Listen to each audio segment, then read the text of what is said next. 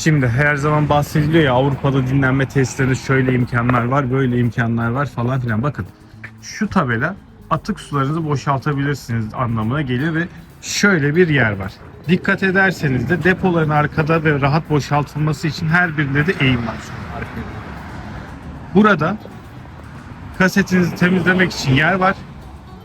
Kasetinizi buradan boşaltabiliyorsunuz, yıkayabiliyorsunuz, her işinizi yapabiliyorsunuz. Burada da su alabildiğiniz nokta var. Galiba buradaki su bu arada şu anda çalışmıyor olabilir. Ona birazdan bakacağım.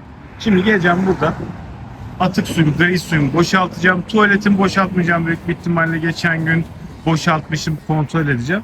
Suyumu dolduracağım, takviyemi yapacağım. Ve ondan sonra yolculuğa devam edeceğim.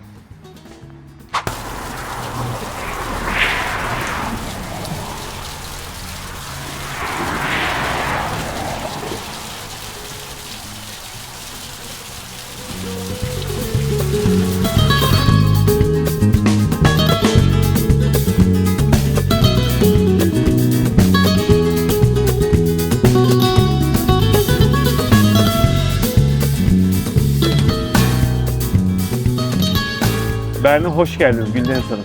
Ay hoş bulduk. Çok- Bakalım burayı ne kadar sürede gezeceğiz? Ben söyleyeyim 1,5 saat, çünkü gerçekten ufacık bir şehir ama çok güzel olduğunu söylüyorlar bu şehrin. Herkes inanılmaz beğeniyor. Çok övdüler. Biz de çok güzel şehirler gördük ama. Bakalım. O zaman videoya geçirmeden önce Abone olup beğenmeyi unutmuyoruz. Evet. Böyle basıyoruz. bu videonun sonuna doğru da ben şey vereceğim size. Bu Bir zamana şey kadar yaptığımızı söyleyeceğim. Ay anlatayım. lafını böldüm. Aa, böldün ama Böldüm ama şöyle bir şey gördüm. Abone olmayı parayla falan zannediyorlar. Yani ya bizim yaş kitlesi zannetmiyordur onu ya. Bizde genelde 25-35 yaş arası ya. ama neden İlker Ayrı izleyenler hani çok yaşlı insanlar mı? Bilmiyorum. Abonelik parayla mı falan diye sormuşlar. Abonelik bedava. Ben bu videonun bu bölümünün sonunda da bu zamana kadar, şimdi artık buradan itibaren Fransa bölümüne ya da Cenevre bölümüne artık geçiş yapacağım için bu videonun sonuna doğru da bir ne yaptık ne ettiğin detaylarını, diğer önemli bilgileri, bu zamana kadarki tecrübeleri bir paylaşacağım videonun bölümünden Videonun sonra. sonuna kadar bekleyin mi demek istiyorsun? Evet, biraz da öyle olacak çünkü onları paylaşmak gerekiyor. Çünkü bayağı şey tecrübe ettik bu ara. Evet. Önemli konular var. Evet, saatlerimiz 9. Şehre erken saatte geldik. Hızlıca bir gezeceğiz. Ondan sonra Cenevre'ye doğru devam edeceğiz. Bu arada park yeri çok güzel. Direkt Cenevre merkezin hemen yanında. Bern merkezi. Ay, Cenevre aklıma geldi. Bern merkezin hemen yanında. Onu da konumunu paylaşıyorum. Zaten Park Fortnite'da da bulursunuz buraya. Bu konumu koyacağım aşağıya. Hadi bakalım, birkaç tane yer işaretledik. Oralara gidiyoruz Hadi. şimdi.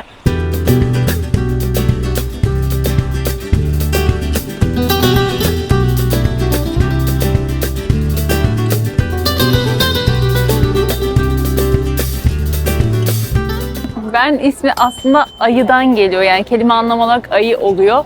Şehrin simgesi dolayısıyla bu durumda ayı oluyor ve buraya ilk geldiğinizde ayıları görebileceğiniz böyle bir ayı parkı var. Yani bu da hani turistik bir şey. Ayıların burada olması falan hep böyle bir şey yapıyor insanları. Bir soru işareti falan yaratıyor. Sonuçta hani ayının doğal ortamı burası değil. Burası şehrin çok ortası ve üstüne hani böyle çok aslında sesli bir yer. Diğer taraftan hani bütün dünyadaki, İsviçre'de dahil olmak üzere bu hayvanat bahçeleri falan filan yasaklarken şehrin ortasına Yani bu kadar böyle- stresli, gürültülü, kalabalık yere ayı Böyle koymak. bir şey işte yani. Ha, bu arada ayı, birçok turist için ayı ilgi çekici olabilir ama 90'larda çocukluğunu yaşamış bizler için biz sokaklarda ayıların dans edildiğini gördüğümüz için ayı normal bizim için.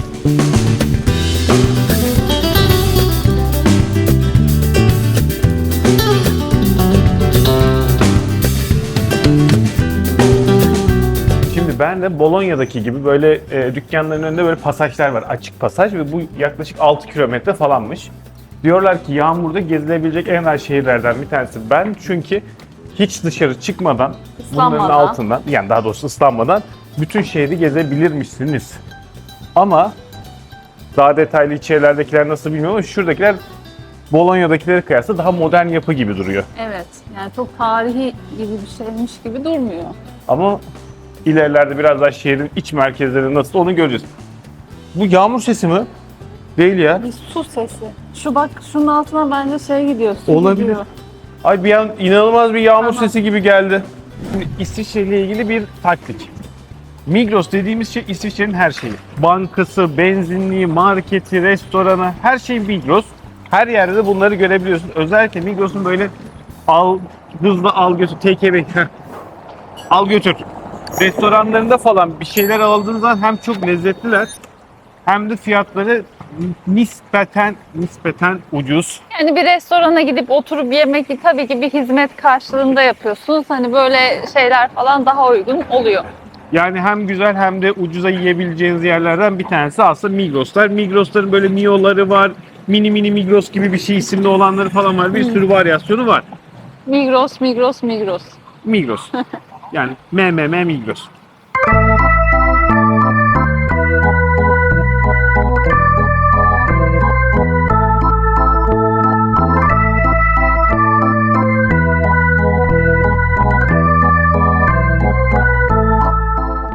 Ben fiili olarak İsviçre'nin başkenti olarak geçiyor ama resmiyette böyle bir şey yok. Kantonlar birbirini kıskanmasın diye böyle bir resmiyete dökmemişler. Resmi olarak yazmıyor.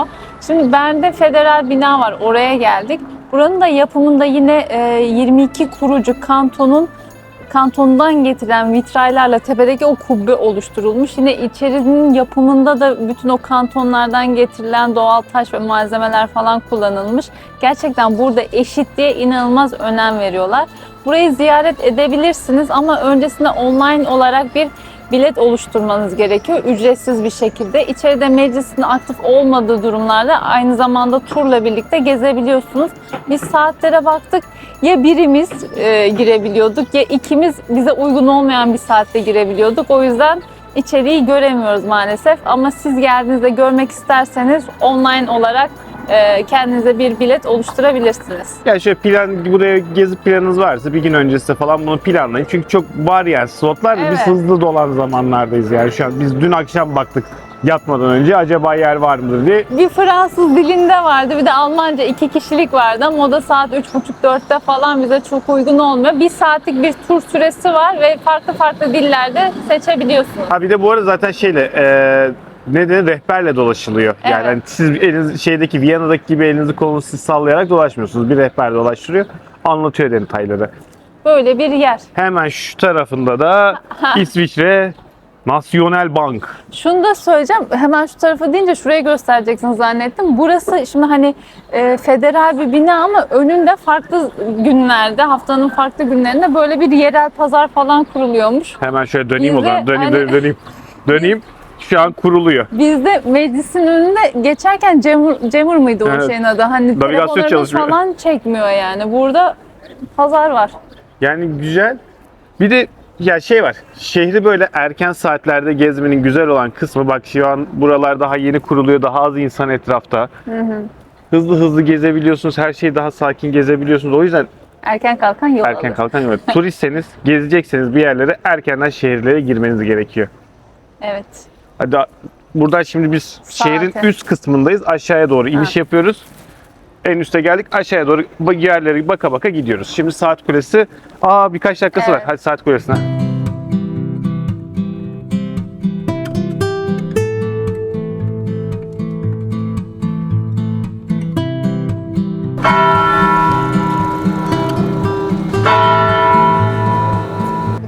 Yani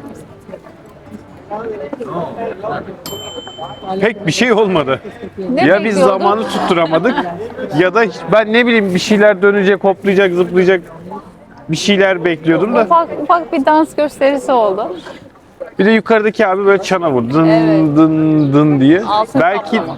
saat itibariyle her saatte bu kadar iyi çalmıyor olabilir. 12'de mi acaba? 12'de falan Dans olabilir yani. Ya bu bir turistik aktivite zaten. Hani çok büyük bir şeyler beklememek lazım. Ama güzel. Evet. Gerçi hatırla Viyana'dakinde de artık canımız sıkılmıştı. Bitse de artık gitsek Ay, o demiştik. O da neydi? Video, biz o zaman tabii çok hani saat kulesi görmemiştik diye hatırlıyorum. Tabii, ilk saat kulelerinden Evet, bir tanesiydi o. çektik. Bitmiyor kardeş yani. ben bir şey kaçırırız diye şey yaptım. Bütün videoyu çek. Arkadaş ne uzundu ya. Hadi şimdi gidelim. Hadi gidelim. Şimdi nereye? Einstein'ın evine. Evet.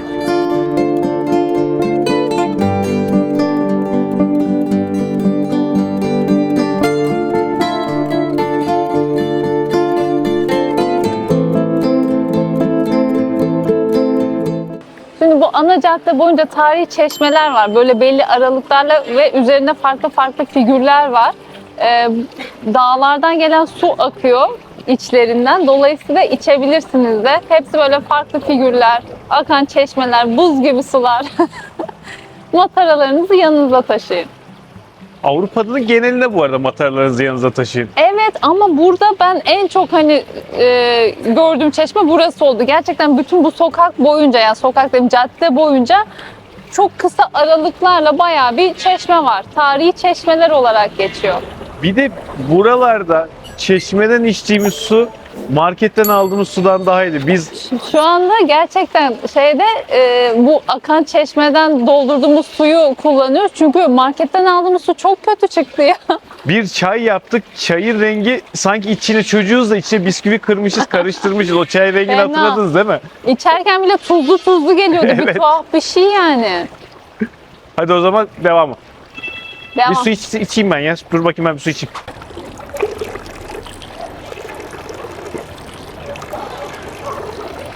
Nasıl? Su tatlı tatlı ya. Aa. Şunu dolduralım. Sonra dolduracağım. Sonra mı dolduracağım? Evet. Tamam. Çok var ya.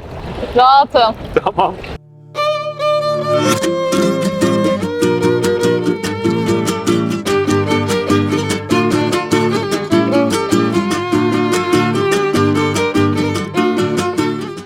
Einstein'ın evine geldik. Einstein bu izafiyet teorisini, eşitlemeyecek kare, o meşhur izafiyet teorisini bulduğu yer burası. Hatta Einstein'ı anlamak diye bir film vardı.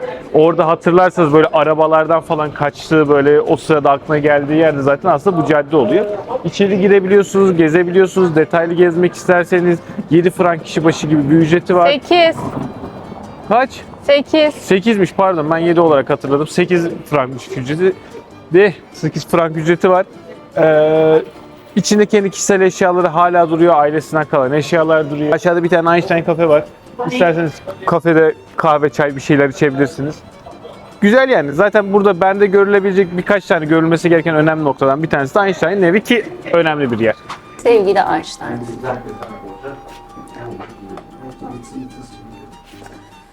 Öyle de mi mektup mu yazacak? Sen bu mektubu okurken ben çok uzaklarda olacağım. Ya da ben yazarken sen çok uzaklarda Ama olacaksın. görevlilik kanununa göre belki de çok da yakında olacaksın. Bak. A few moments later. Drei mal kleine.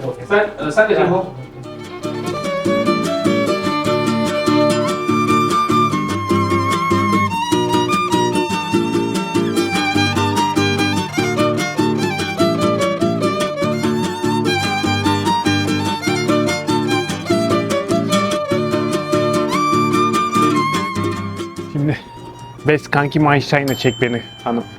Nasıl, böyle 40 yıllık arkadaşmışız gibi duruyoruz mu? Çok iyi. Neyse, şimdi Rosengarten'a geldik. Bu bizim karavanımızı koyduğumuz yerin hemen yukarısında, böyle bir 6-7 dakikalık yürüme mesafesinde gül bahçesi. Tabii mevsim itibariyle gülleri sökmüşler ya da yeniliyorlar şu anda. Güller yok. Buraya dünyanın birçok yerinden gül parçaları geliyor. Artık nedeni sonra gül kökleri gelip burada bu bahçede sergileniyor ya da bakılıyor, öyle diyelim. Aynı zamanda burada böyle Einstein'ın bankı var. Bu arada gerçekten Einstein'ın oturduğu bankmış bu eskiden. Öyle bir şey. Şimdi böyle bir bakırdan şeyini yapmışlar, heykelini yapmışlar. Buradan böyle çok güzel şehir manzarası var aynı zamanda. Şimdi bu arada biz şehri neredeyse bitirdik ama şöyle bir şey var. Bizim gezmediğimiz, buradan da görebileceğiniz fotoğraflar, 2 tane katedral var. Biz açıkçası ben içinde katedral gezmedik. Büyük bir ihtimalle çok önemli bir katedraldeyse artık katedrallere de girmeyeceğiz. Çünkü yıldık, biliyorsunuz mu, biraz katedralden, kilise görmekten. İsimlerini yazarım. Siz tabii ki geldiğiniz zaman görebilirsiniz. Görmek isterseniz. Biz görmek istemiyoruz. Affedin artık yani. Einstein'ın üstüne çok çıktın. Adam rahatsız oluyor. Pardon abi de 2 dakika bir şey anlatacağım. Yani gerçekten biz yıldık artık katedral görmekten. Sizin hala ilginizi çekiyorsa buradakiler de oldukça güzel.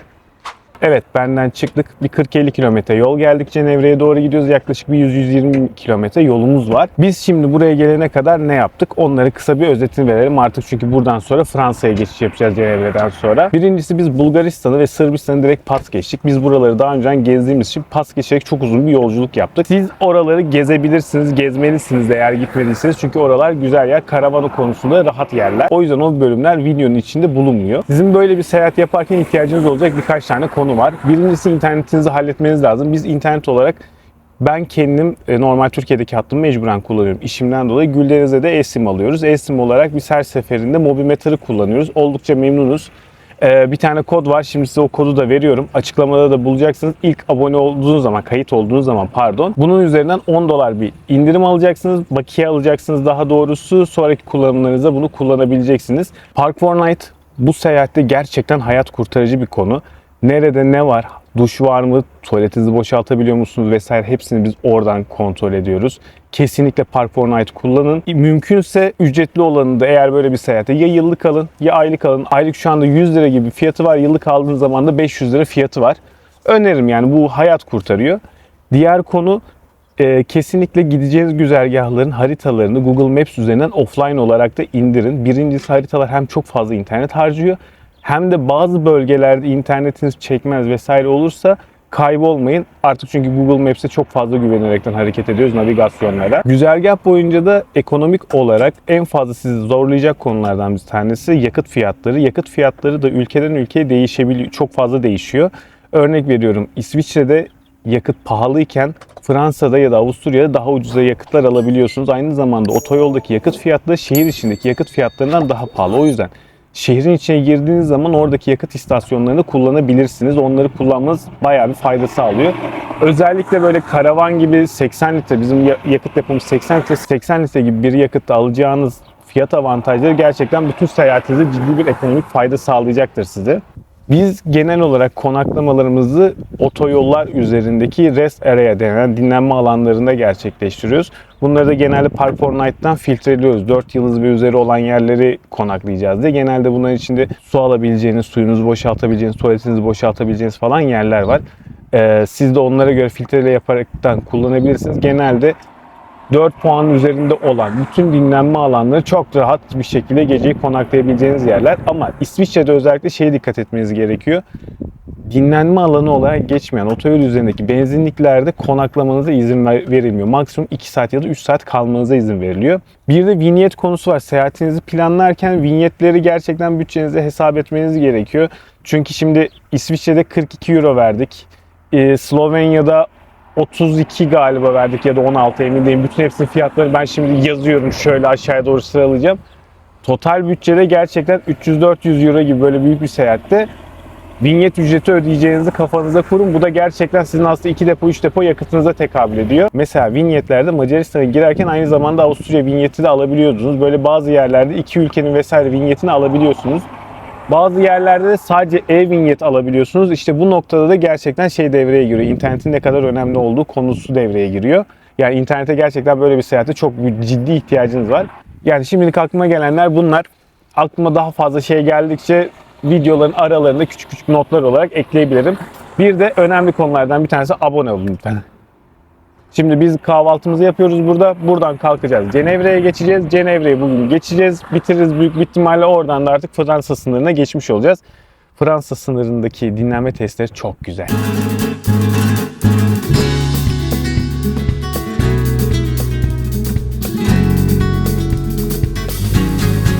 Kırk Tünel şehri Cenevre'ye hoş geldiniz.